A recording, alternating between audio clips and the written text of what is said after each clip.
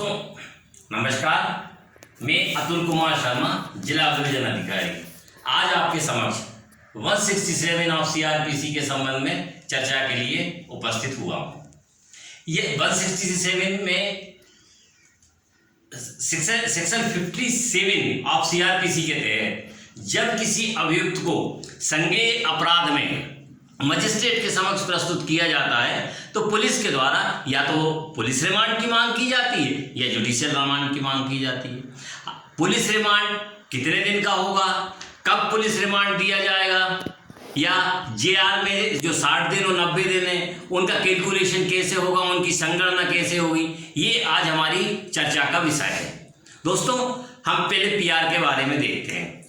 अगर यदि हमें पुलिस को यदि पीआर लेना है तो पीआर लेते समय जब पहले उपस्थित किया जाएगा तो मुलजिम को फिजिकल रूप से प्रेजेंट करना पड़ेगा, फिजिकल रूप से उपस्थित रखना पड़ेगा और उसके लिए तब ही प्रथम रिमांड स्वीकृत होगा। जैसा कि इसमें इंडिकेट किया है कि प्रथम रिमांड के समय में भौतिक रूप से उपस्थित किया जाना आवश्यक है और आरोपी को पुलिस थाने का वारसातक अधिकारी या सब इंस्पेक्टर से अनिम्न पंक्ति का व्यक्ति ही आरोपी को पुलिस रिमांड लेने के लिए प्रस्तुत करेगा फिजिकल रूप से पहली बार में। और 167 सब क्लास 1 में स्पष्ट प्रोविजन है कि पीआर मैक्सिमम 15 डेज का होगा। यहां से एक बात विचार योग्य है, कि 167 सब क्लास 1 में यह तो लिखा है कि मैक्सिमम 15 दिवस का पीआर होगा, लेकिन यह स्पष्ट नहीं किया गया है कि यह प्रथम 15 दिवस कब होंगे। क्या इन्वेस्टिगेशन चल रहा है, पूरे इन्वेस्टिगेशन में कभी भी 15 दिन का ले ले, आज ले ले, फिर 1 महीने बाद 5 दिन का ले ले, फिर उसके बाद 4 दिन का ले ले। इस चीज के लिए माननीय सर्वोच्च न्यायालय ने अनुपम जे कुलकर्णी सीबीआई वर्सेस अनुपम जे कुलकर्णी AIR 1992 सुप्रीम कोर्ट 1768 में क्लियर किया है कि 15 दिवस का अर्थ होगा प्रथम 15 दिवस। प्रथम 15 दिवस के अंदर 5 दिन का आप पीआर ले लें, उसके बाद जीआर ले लें, फिर आवश्यकता हो तो आप पीआर ले लें। यहां दोस्तों मैं रिपीट कर रहा हूं, एक बात का विशेष ध्यान रखना है कि जब पहली बार पीआर के लिए उपस्थित होंगे तो अभियुक्त को फिजिकल रूप से उपस्थित करना होगा और उसे पुलिस थाने का वारसातक अधिकारी या सब इंस्पेक्टर से अनिम्न पंक्ति का व्यक्ति ही लेकर आएगा। क्लियर? आगे देखते हैं दोस्तों। इस संबंध में एक स्टेट अमेंडमेंट है और स्टेट अमेंडमेंट में यह कहा गया है कि प्रथम पीआर के लिए तो मुलजिम को फिजिकल रूप से प्रेजेंट रखना पड़ेगा, लेकिन उसके बाद फिजिकल रूप से उपस्थित रखना बिल्कुल आवश्यक नहीं है। उसे वीडियो कॉन्फ्रेंसिंग के जरिए भी उपस्थित रखा जा सकता है। यहां एक बात और आवश्यक है कि अगर जुडिशियल रिमांड लेना है तो जुडिशियल रिमांड में उसके लिए फिजिकल रूप से उपस्थित करना आवश्यक नहीं है। वहां पर उसके लिए वीडियो कॉन्फ्रेंसिंग के माध्यम से भी जुडिशियल रिमांड लिया जा सकता है। अब दोस्तों अगर अपन जेआर के बारे में देखते हैं तो यहाँ पे कुछ पॉइंट है, आवश्यक पॉइंट है जेआर में, कि अगर आरोपी न्यायिक अभिरक्षा में है तो 60 डेज 90 डेज के तहत चार्जशीट पेश कर देना चाहिए, अन्यथा अभियुक्त का जमानत जो है वो अधिकार दे देती है। 60 डेज 90 डेज कब होंगे?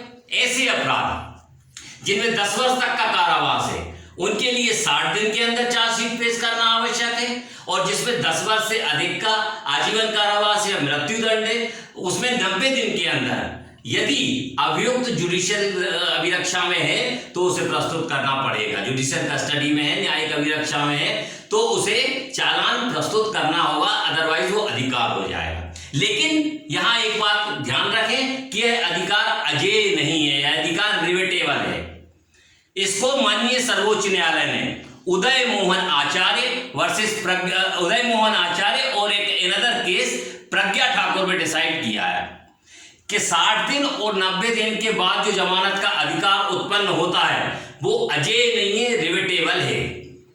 इस संबंध में एक और केस है CBI versus Sanjay Dutt 1994 6 SCC supreme court cases 410। यहां पे एक प्ली ऑफ थ्योरी की बात की है माननीय सर्वोच्च न्यायालय ने। उन्होंने कहा है कि जब आपको जमानत का अधिकार आ जाता है, जमानत का जब आपको अधिकार आ जाता है तो उसका आप उपयोग कर लें। यदि उपयोग नहीं किया है तो वो अधिकार समाप्त हो जाएगा। यह बात उदय मोहन आचार्य और प्रज्ञा ठाकुर से निकल के आती है, जो माननीय सर्वोच्च न्यायालय द्वारा निर्णीत केस है। संजय दत्त में भी यही हुआ था, आर्मसेट का केस था। 60 दिन में सीबीआई ने चालान प्रस्तुत नहीं किया, 61वें दिन नहीं किया, 62वें दिन में सीबीआई ने चालान प्रस्तुत कर दिया। उसके पश्चात संजय दत्त के अधिवक्ता ने बेल एप्लीकेशन रिमूव की। सुप्रीम कोर्ट ने कहा नहीं, ये अधिकार अजय ही नहीं है, आपको जब अधिकार मिला था तब उसको अवेल कर लेना था। Theory of plea of avail के तहत आपको उस अधिकार को ले लेना था, उस अधिकार को अर्जित कर लेना था, उसको आपने खो दिया। इसलिए आप बिल्कुल आवश्यक नहीं है कि आपको बेल दी जाए। अब यहां देखते हैं कि जो अपने 60 डेज और 90 डेज की बात की है, इनका कैलकुलेशन कैसे होगा, संगणना कैसे होगी। इस संबंध में डिफरेंट केसेस हैं जो माननीय सर्वोच्च न्यायालय, माननीय हाईकोर्ट के द्वारा निर्धारित किए गए। देखते हैं एक जो केस है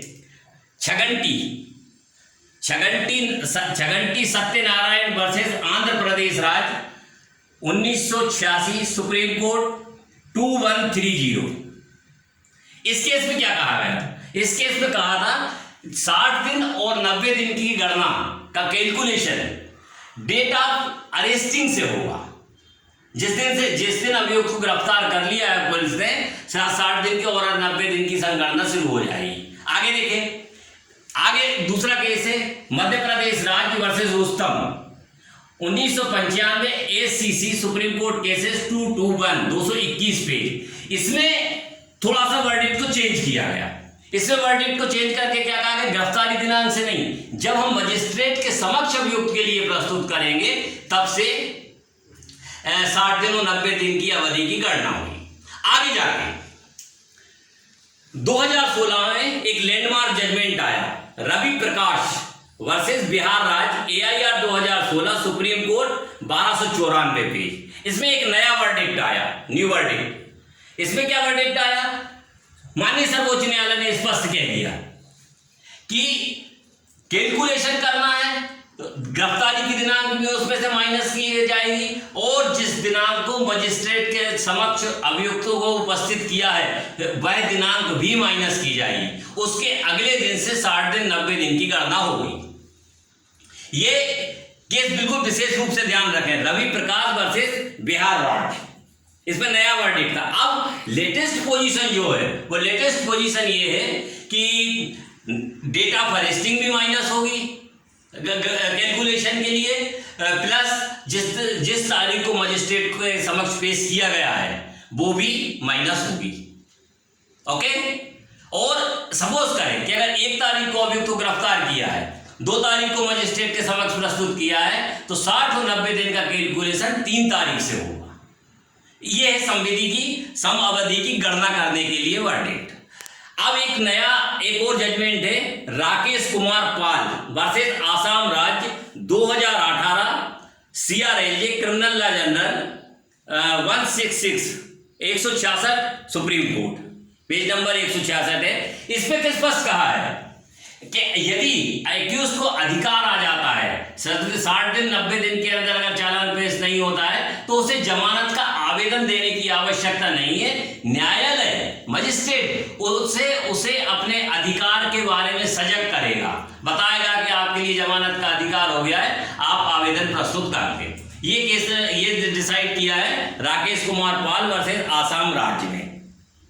इसके बाद एक बिंदु है जो थोड़ा सा कंफ्यूजिंग भी रहता है कि अवकाश का दिन है, यदि तो अवकाश का दिन के लिए जनरली लिमिटेशन 1 में माइनस कर दिया जाता है तो सेकेंड डे, लेकिन 167 में अवकाश का दिन जोड़ा जाएगा। इस संबंध में केस है अशोक कुमार शर्मा वर्सेस मध्य प्रदेश राज्य 1993 JLJ 99।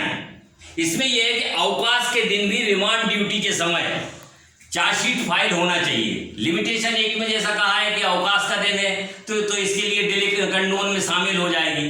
167 इसकी परमिशन नहीं देती।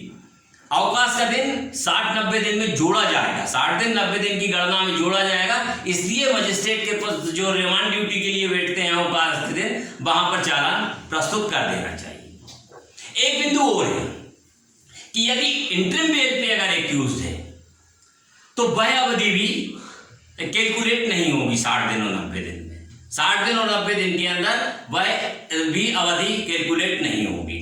इसके अलावा एक प्रश्न और उठता है कि यदि एक्यूज्ड की फॉर्मल अरेस्टिंग की गई है और फॉर्मल अरेस्टिंग करने के बाद उसको पेश नहीं किया मजिस्ट्रेट के जगह, तो जब तक उसे मजिस्ट्रेट के समक्ष पेश नहीं कर दिया जाएगा तब तक संविधि की गणना 60 और 90 दिन का कैलकुलेशन शुरू नहीं होगा। फॉर्मल अरेस्टिंग अगर कोई दूसरे अपराध में जेल में है और किसी एक दूसरे अपराध में अगर उसके लिए फॉर्मल अरेस्ट कर लिया है तो कैलकुलेशन 60 दिन और 90 दिन का तब से होगा जबकि मजिस्ट्रेट के समक्ष उसे प्रथम बार पेश किया गया है। यानी हम यहाँ पे स्पष्ट रूप से कह सकते हैं कि जहां फॉर्मल अरेस्टिंग है की गई है वहां सेक्शन 57 ऑफ सीआरपीसी के प्रोविजंस लागू नहीं होते। दोस्तों, एक ये संक्षिप्त बिंदु पे 167 पे मैंने आपके साथ में चर्चा की। आपको चर्चा कैसी लगी हमें कमेंट्स बॉक्स में लिख के बताएं और हमारे चैनल को लाइक करें, सब्सक्राइब करें, शेयर करें। थैंक यू, धन्यवाद। दोबारा मिलते हैं अगले वीडियो के साथ। नमस्कार।